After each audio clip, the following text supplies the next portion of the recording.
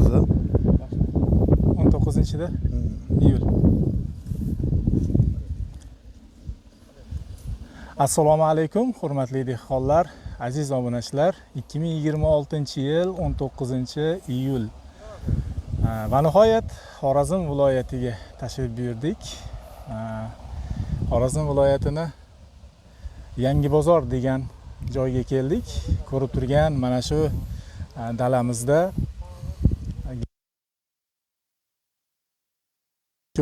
chuzunchoq pomidorlaridan juda ham tartibli, juda ham O'rta Osiyo davlatlarida o'zini o'rniga ega bo'lgan mashhur navlardan biri Cross F1 nomi bilan mana shu pomidorimizni inshaalloh ko'rishga keldik.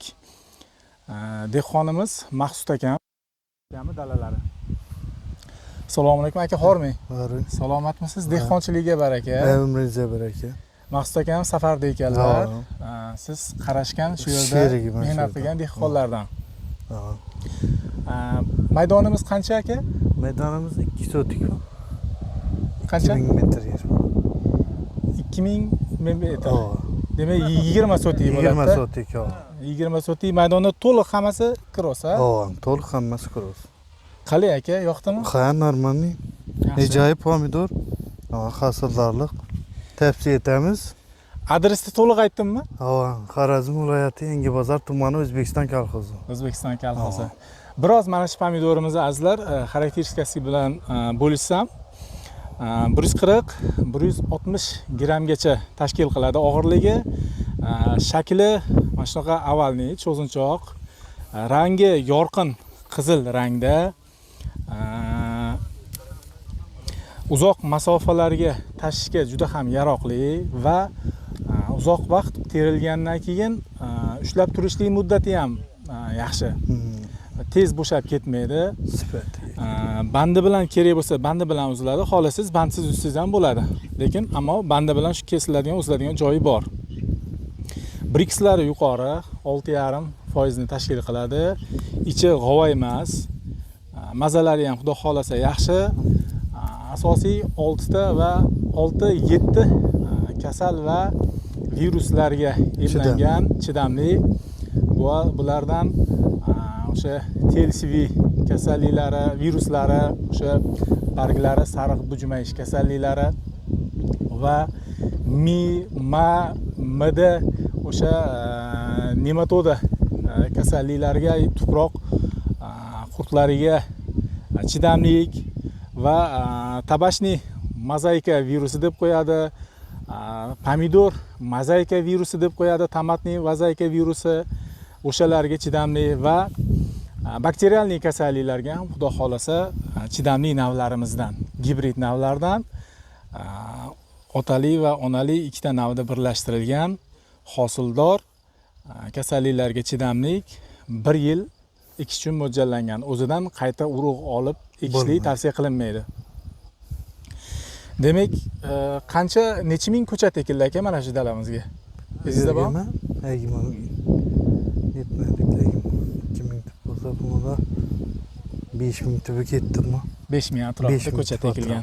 Hosildorliklari azizlar mana baho berasizlar. Mana shu holatda bilmayman buni qanaqa baholash kerak. Xorazm regioniga bu natija menimcha 10 baho bersanglar kerak. Mana 10 balli sistemada mana shu buni nimasi yaxshi azizlar? Boshqa navlardan qaraganda, balki bizni boshqa navlarimizga ham solishtiradigan bo'lsak, mana shu navda o'zini shaklini bir xilligi bilan ajralib turadi. Misol uchun, ozuqingiz haddan tashqari ko'payib ketgan taqdirda ham shaklini buzib yormaydi. Tartibli pomidorlar oilasiga kiradi. Qorni semirib yoki shunga o'xshagan ishib ketish holatlari bo'lmaydi. Standartligi bilan, bir xilligi bilan ajralib turadi. Aniq xudo xolasa sizlarga ishonch bilan ayta olaman. 1000, 2000, 3000 kilometr hech narsa emas. Uzoq masofalarga bemalol boradi. Misol uchun Namangandan ko'p eksport qilinganini guvohi bo'lganmiz. Biz o'sha katta hamkorlarimizdan Namangan Ideal Tomat nomi bilan tomat ishlab chiqaruvchi kompaniya bor. O'sha kompaniya Namangandan Rossiyagacha o'zidan ortgan pomidorlarni eksport qiladi va Qozog'istonda ham ko'p guvoh bo'lganmiz. Almatada, Qizilo'rdada, Astonalargacha yuborgan joylarini xudo xohlasa ko'p ko'rganmiz. Bemalol buni uzoqqa sotishlikdan cho'chimanglar. Eksanglar bo'ladi. Nima yaxshi taraflari va yomon taraflari aka sizlarga? Bizga kasallikka chidamli. Bishura, inan hasildorlikqa yaxshi. Bu. Ham o'zlarimiz ham daromadimizga yaxshi foydali ne bo'ldi bu? Birinchi yilgami bu sizlarda? Birinchi, ha. Birinchi yilga. Birinchi. Bemalol mana shu Xorazm xalqiga yoki boshqa viloyatdagi dehqonlarimizga tavsiya qilsak bo'ladimi? Tavsiya qilsak bo'ladi.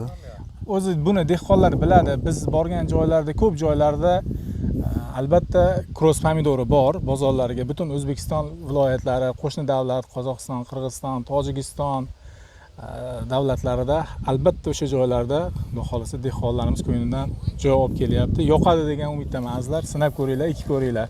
Cross F1. Yana bir marta ko'rsataylik mana. Mana shu holatda. Mana shu holatda.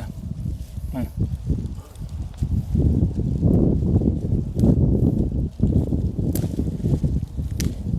Uzilib ketdi baribir.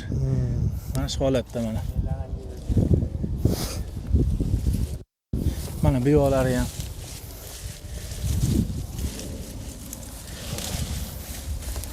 Bu fermerimizni shatta bu. Aha.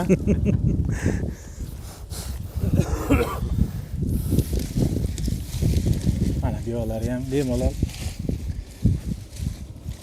Taxminan bitta ko'chat necha kilo hosil berishi mumkin ekan aka? Endi buni bizlar ham bilib netib ko'rmadik buni.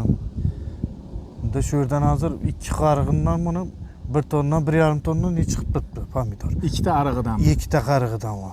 Ariq deganingiz mana necha metrli ariq?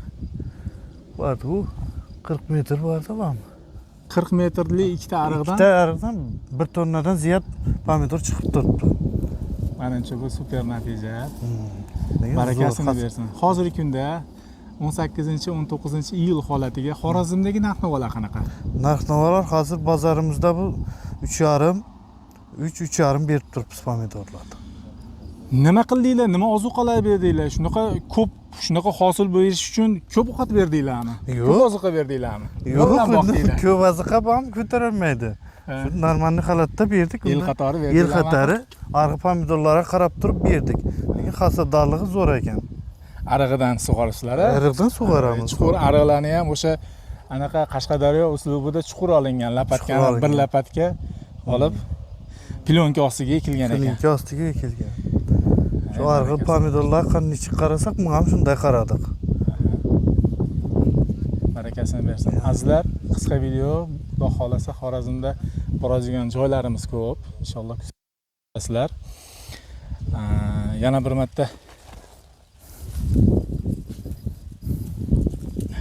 bir marta eslatma. Cross F1 navi Genetika Seeds kompaniyasidan avvalning shakldagi novichok pomidorlar bo'lsa, inshaalloh ekranda nomerlarimiz bor. Bemalol murojaat qilishlari mumkin. Kanalimizdan uzoqlashmanglar. Azizlar sog' bo'linglar.